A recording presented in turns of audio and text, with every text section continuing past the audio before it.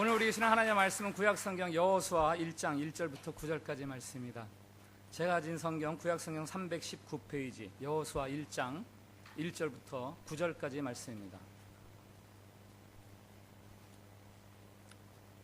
여호수아서 1장 1절부터 9절까지 말씀, 봉독할 때에 살아계신 우리 하나님의 음성으로 들으시기 바랍니다.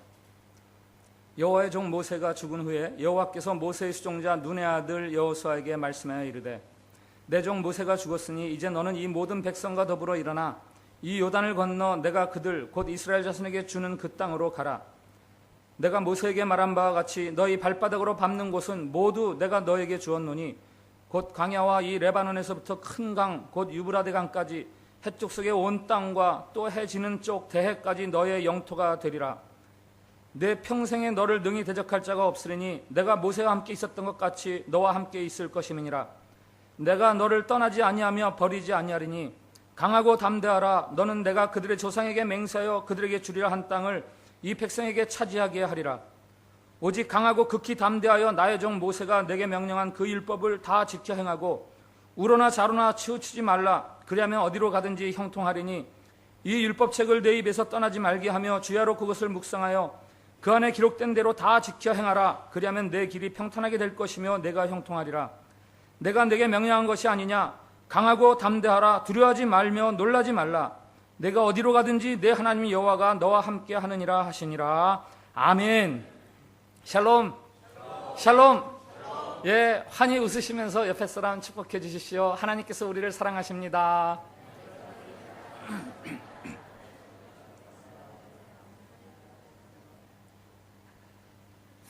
예, 오늘 말씀의 제목이 인생의 변곡점 앞에서입니다. 변곡점이 뭔지 아십니까?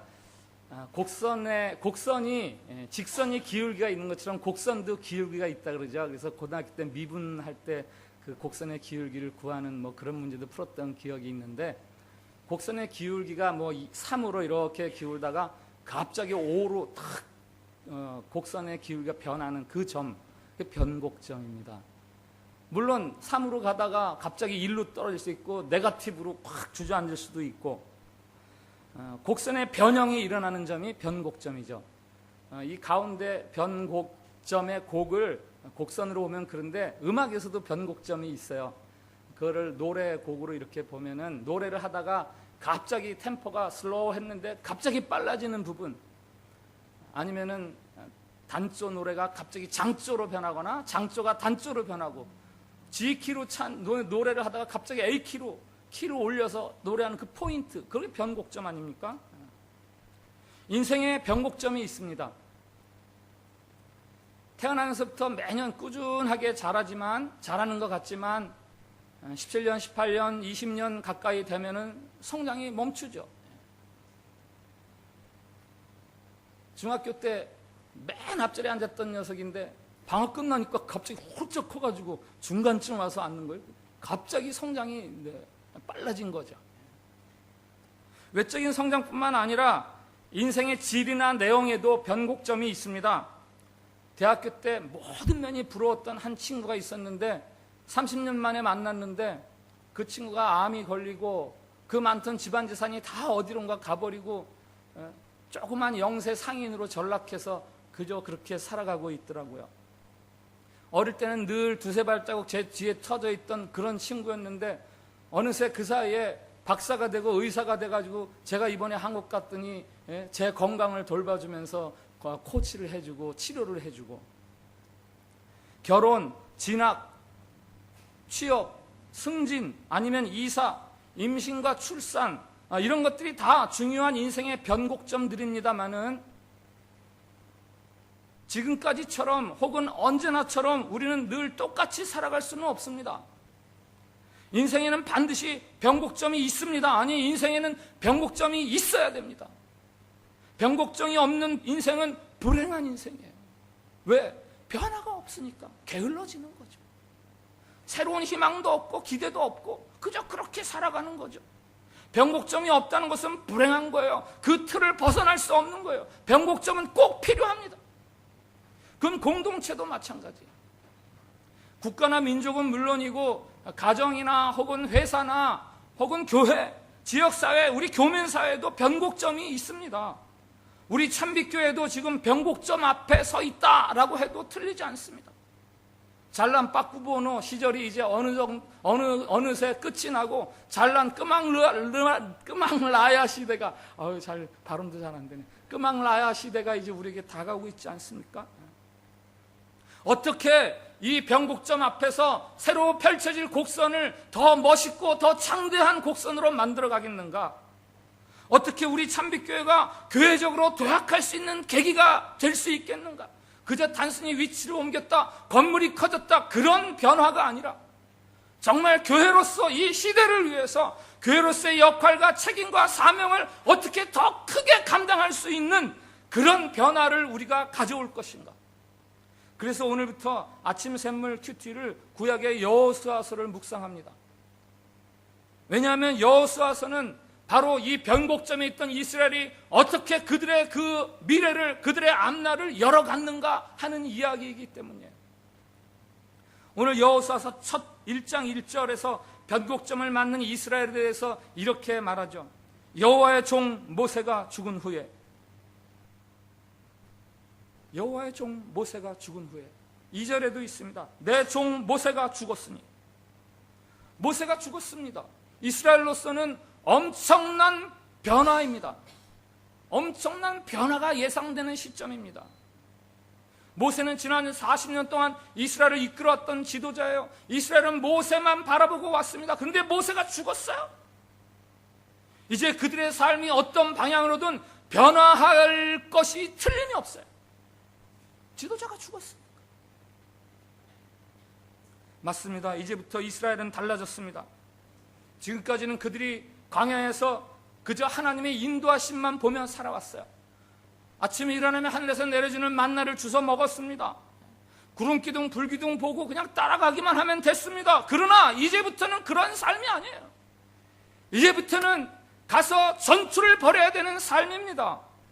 하늘에서 내려오는 만나가 아니라 내가 땀을 흘려서 씨를 뿌리고 곡식을 키워서 그거를 거두어서 먹는 삶이어야 돼요.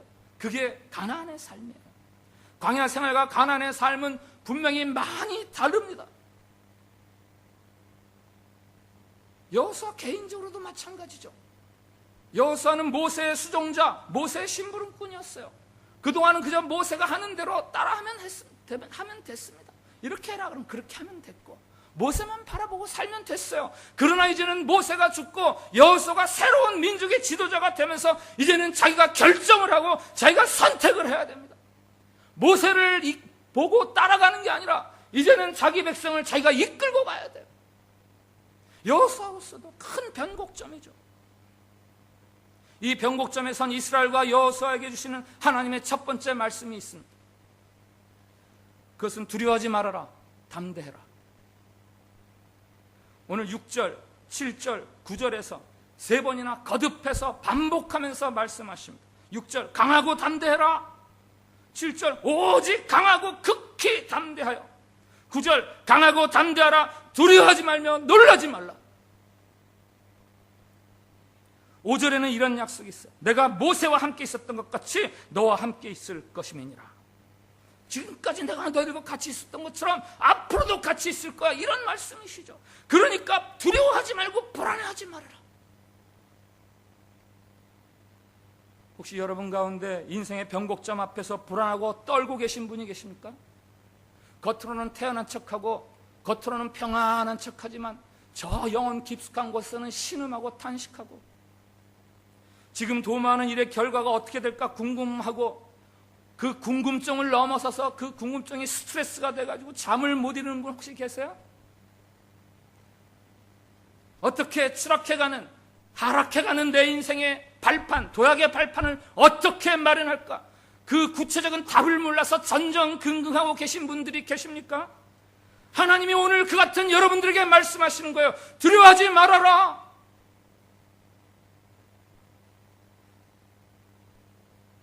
저도 1995년에 인생의 한 변곡점을 경험한 적이 있습니다.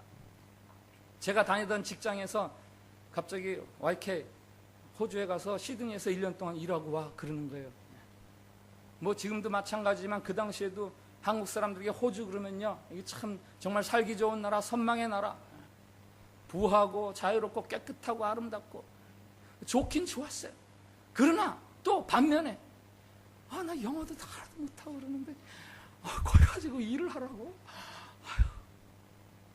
애들은 또 조그만 애들인데 거기 가서 어떻게 적응할 거며, 그럼 우려도 되고 기대도 되고. 그때 하나님이 저에게 주셨던 말씀이 두 가지가 있어요. 그 중에 하나가 시편 121편 말씀입니다. 우리 한번 시편 121편 1절부터 3절까지 같이 읽어보겠습니다. 시작. 내가 산을 향하여 눈을 들리라. 나의 도움이 어디서 올까? 나의 도움은 천지를 지으신 여호와에게서로다. 여호와께서 너를 실족하지 않게 하시며 너를 지키시는 이가 졸지 아니하시리로다. 아멘. 내 도움이 어디서 올까? 내 도움은 천지를 지으신 하나님에게서 온다. 너를 지키고 보호해주시는 하나님이 졸지도 아니하실 것이다. 이때 이 말씀이 그렇게 저에게 힘이 되면서, 그래, 내가 두려워할 게 없지.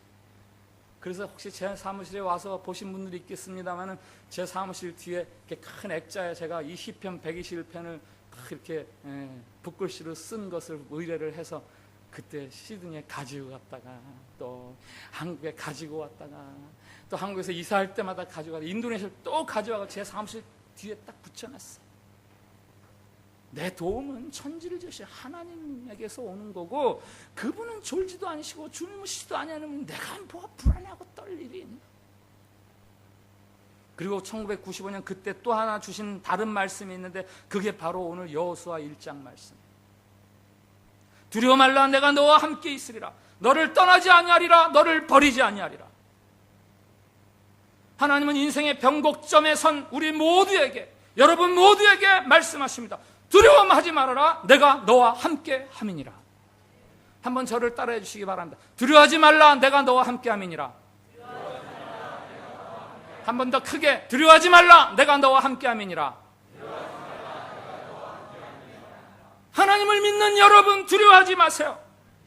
여러분이 믿는 하나님은 죽어 누워 계신 하나님이 아니에요. 살아 역사하시고 살아 움직이시는 하나님이세요. 그 하나님이 여러분을 사랑하십니다. 그 하나님이 여러분을 지켜주시고 그 하나님이 여러분과 함께 하시는 하나님이세요. 여러분은 하나님의 것이에요. 하나님은 자기 백성을 통해서 자기 백성을 영광스럽게 하심으로 하나님의 영광을 나타내실 분이세요. 이 하나님의 하나님 되심에 대해서 신뢰하시고 두려워하거나 불안해하지 마세요. 변곡점 앞에 선 이스라엘에게, 여호수아에게 하나님 주시는 두 번째 말씀이 있어요. 첫 번째, 두려워하지 말아라. 내가 너와 함께함이라. 이 말씀은 하나님 쪽에서 부담 지우는 말씀이에요. 그죠? 내가 너와 함께 있을게. 두려워하지 말아라. 두 번째 말씀은 하나님 쪽에서의 부담이 아니라 여호수아와 이스라엘 쪽에게 주는 부담의 말씀입니다. 그 7절, 8절 한번 같이 읽어보겠습니다. 시작. 오직 강하고 극히 담대하여 나의 종 모세가 내게 명령한 그 율법을 다 지켜 행하고 우로나 좌로나 치우치지 말라. 그리하면 어디로 가든지 형통하리니 이 율법책을 내 입에서 떠나지 말게 하며 주야로 그것을 묵상하여 그 안에 기록된 대로 다 지켜 행하라. 그리하면 내 길이 평탄하게 될 것이며 내가 형통하리라. 아멘. 이 율법책을 내 입에서 떠나지 말게 하고 주야로 그것을 묵상하면서 그간에 그 가운데 기록된 대로 다 지켜 행하라. 그러면 내 길이 평안하리라. 내 길이 형통하리라. 시편 1편에도 있죠. 시편 1편. 복 있는 사람은 어떤 사람? 오직 여호와의 율법을 주야로 묵상하며 그의 율법을 즐거워하며 그 율법을 주야로 묵상하는 자로다. 시편 150편, 시편 1편은 신학자들이 그래요. 시편 1편은 시편 150개 중에서 가장 늦게 넣은 시편 150개 전체를 대표하는 주제시다.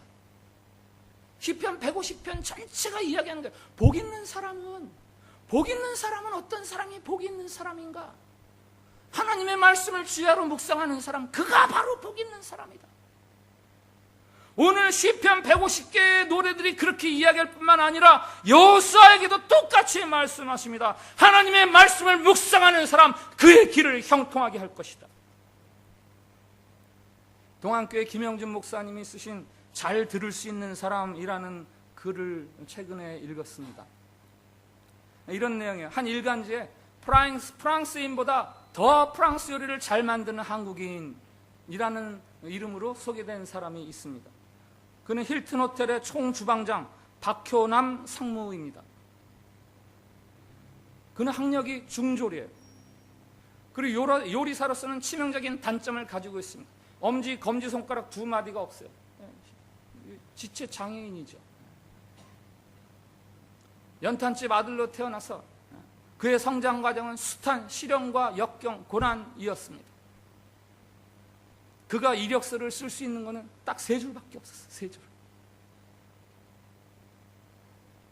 그런데 40살에 그가 힐튼 그 호텔 역사상 최초로 현지인으로서 총주방장에 임명이 되는 거예요. 프랑스에서 그 박효남 씨가 야, 프랑스인보다 프랑스 음식을 더 잘 만든다 그래가지고 훈장을 줬대요. 훈장 이름이 메리트 아그리콜. 이건희 삼성 회장이 박효남 씨한테 어떻게 그 요리를 먹어보고 너무 탐나가지고 이 박효남 씨한테 신라 호텔 와서 일해라, 얼마든지 주겠다면서 거액의 스카우트를 조건을 내걸고 제안을 했는데 이 박효남 씨가 힐튼 호텔과의 의리를 생각해서 거절했다 그래요. 그가 그렇게 섬세하고 정교하고 아름답고 맛있는 프랑스 요리를 만들어낼 수 있는 계기가 있었어요. 어느 날 주문이 들어왔어요. 프랑스 남부 요리를 해달라. 온갖 정성을 다 들여서 맛있게 해서 내보냈는데 음식이 다시 돌아왔어요. 퇴짜 맞은 거죠. 맛없다고 다시 만들어달라는 거예요. 이상하다. 다시 또 만들었어요. 내보냈는데 또 퇴짜가 맞았어요. 이거 어떻게 된 거야?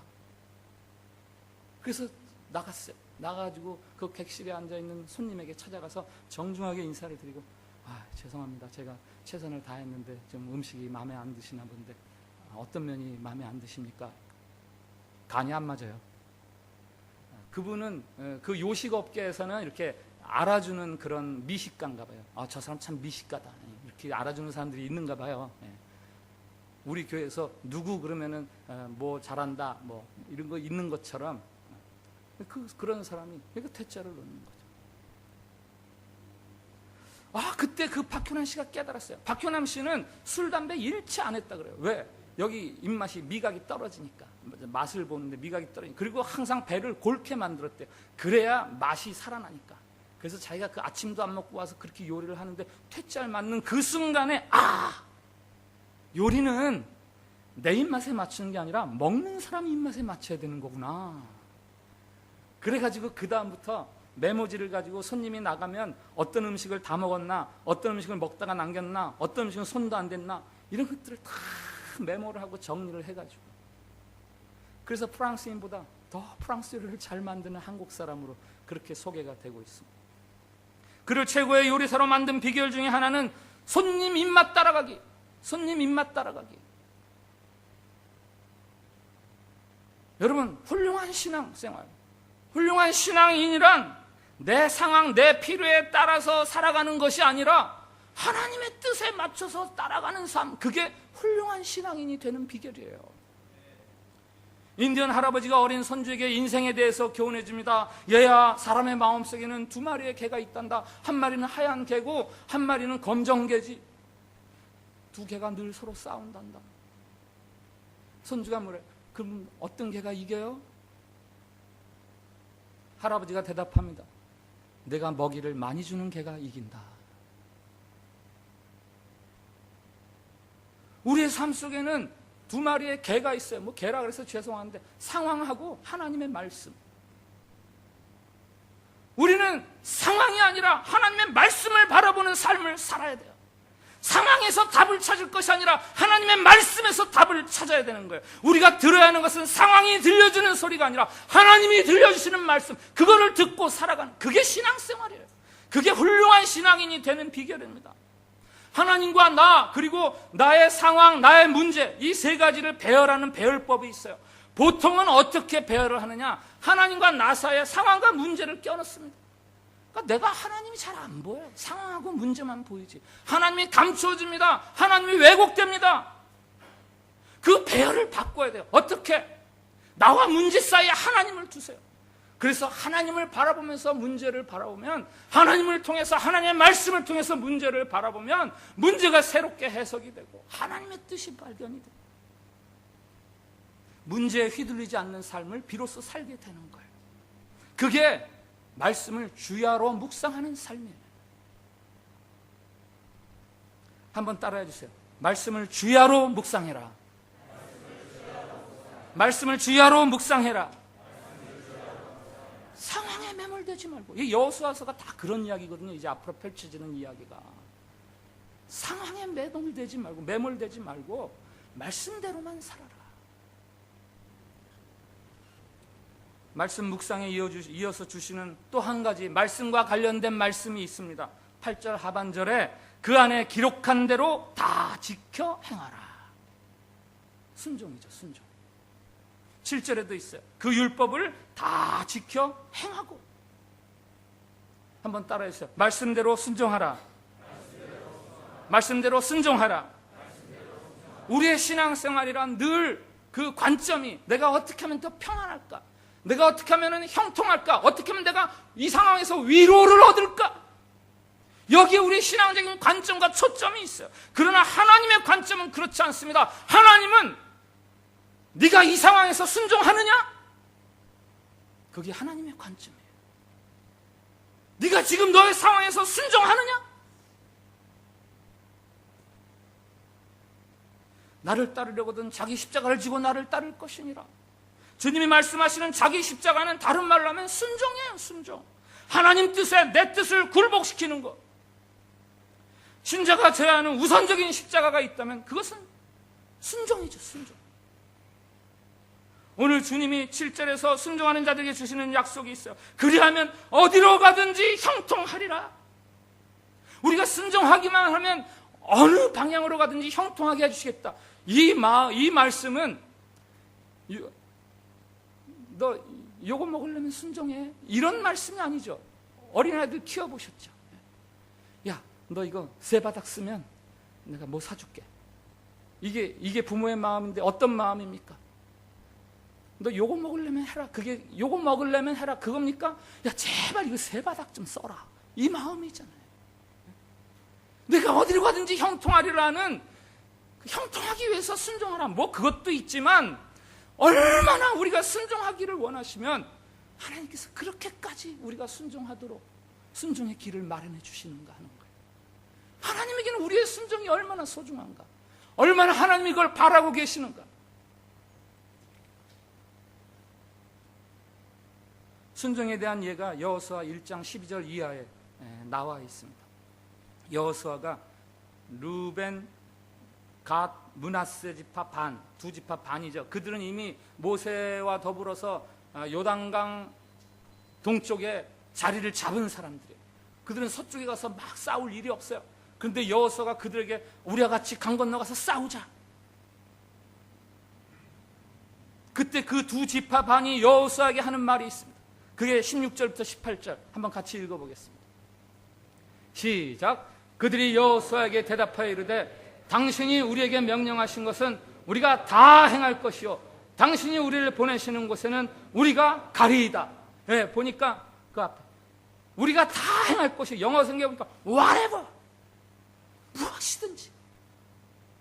무엇이든지 행하겠습니다. 우리를 보내시는 곳에는 wherever, 어디라도 그 다음 17절 18절 같이 읽습니다. 시작. 우리는 범사에 모세에게 순종한 것 같이 당신에게 순종하려니와 오직 당신의 하나님 여호와께서 모세와 함께 계시던 것 같이 당신과 함께 계시기를 원하나이다.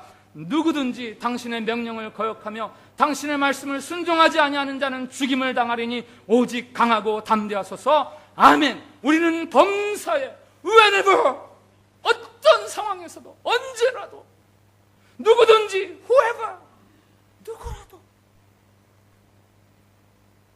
whatever, wherever, whenever, whoever, 이 네 가지 ever, 이게 순종의 요체예요. 순종의 요체. 내 삶에서 말씀이 묵상에서 순종으로 진보가 나타나야 돼요. 지식에서 행함으로 내 안에서 내 삶 속에서의 말씀이 진보해야 됩니다. 내가 말씀을 얼마나 많이 아는가가 아니라 내가 얼마나 말씀에 순종하며 살아가는가, 여기에 힘을 쏟아야 돼요. 이스라엘이 출애굽해서 가나안까지 열흘 길을 40년 동안 헤매는 이유는 그들이 순종을 배우기 위해서, 순종을 배우기 위해서. 광야의 이야기가 이스라엘의 불순종 이야기라면 이제 요단강 넘어 가나안 정착 이야기는 여호수아를 통한 순종의 이야기들이 펼쳐지는 거예요.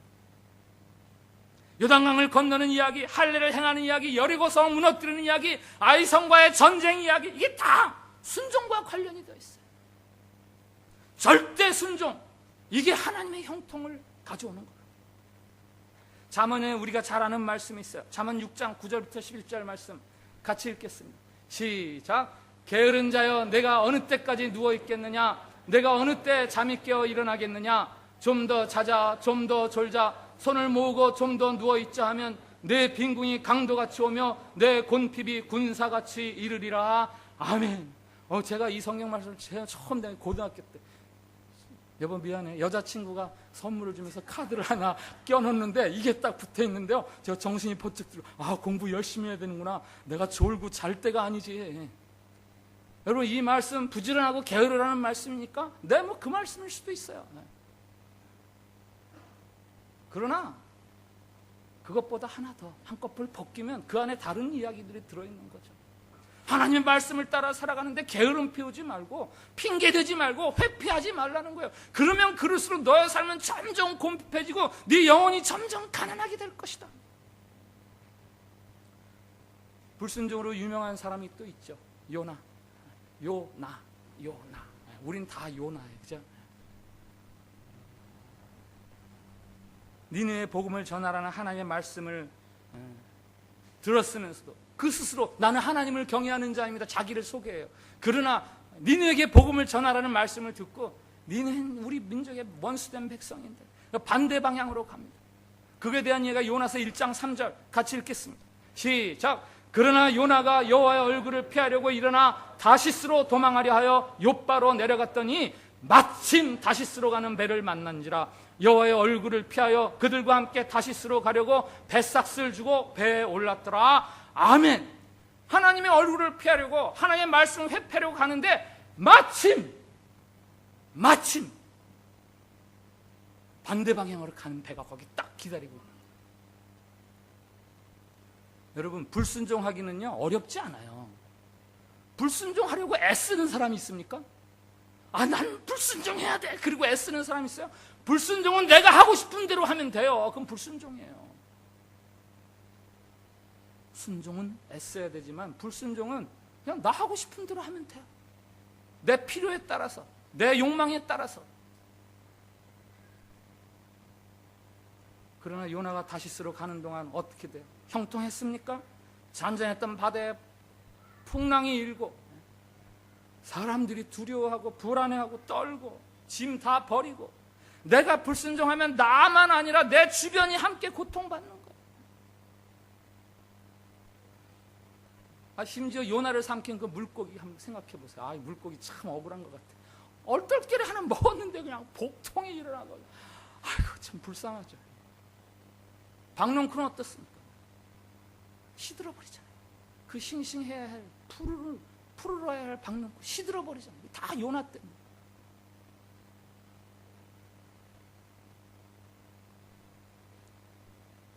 하나님과 내 뜻, 그 중간에서 오락가락, 나의 현실, 나의 상황과 하나님의 말씀, 그 사이에서 갈팡질팡, 갈등하고 방황하고, 바로 이것이 우리를 향한 하나님의 선하신 계획을 지연시키는 이유입니다.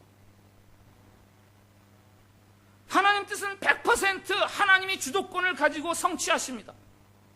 그러나 하나님의 뜻은 100% 우리가 순종함으로 이루어질 수 있습니다. 이게 좀 말이 안 되죠.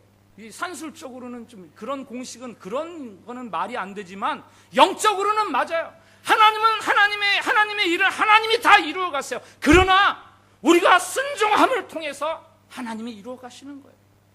그러니까 우리는 마치 내 순종을 통해서 하나님의 뜻이 이루어진다라는 그런 긴장감과 치열함을 가지고 하나님의 말씀에 순종하는 삶을 살아가야 되는 거예요. 여호수아 첫 시간, 인생의 변곡점 앞에서 어떻게 다음 펼쳐지는 곡선을 내 인생의 기회로 만들어 가야 하는가, 그것에 대해서 말씀 중입니다. 저는 이 말씀을 준비하면서 그렇게 하나님께 기도드렸어요. 우리의 인생이 지금보다 더 감격스러워지게 해 주시옵소서. 우리들의 생명력이 보다 더 왕성해지게 해주시고, 우리의 인생의 고도가 더 높아지게 해주시고, 우리의 영적 가속도가 붙게 해주시고, 오늘이 바로 그 변곡점이 되게 해주시옵소서. 그 같은 소원을 가진 우리들에게 오늘 하나님은 아주 명쾌하게 두 가지 이야기해 주시는 거예요. 두려워하지 말아라, 내가 너와 함께한다. 내 말을 주야로 묵상하고 순종해라, 네가 형통하리라.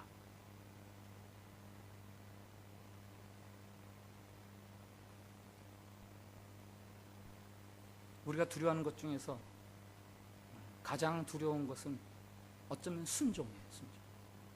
순종하기가 두렵죠. 이렇게 하면 내가 손해볼 것 같고 망할 것 같고. 그러나 오늘 말씀을 들으면서 여러분, 두려워하지 마시고 순종하십시오. 순종으로 여러분이 하나님의 백성됨을 하나님 앞에서 주장하세요. 하나님, 제가 이렇게 순종했습니다. 하나님이 여러분의 순종 앞에서 두 손 드시도록, 하나님이 여러분의 순종 앞에서 항복. 내가 너한테 졌다.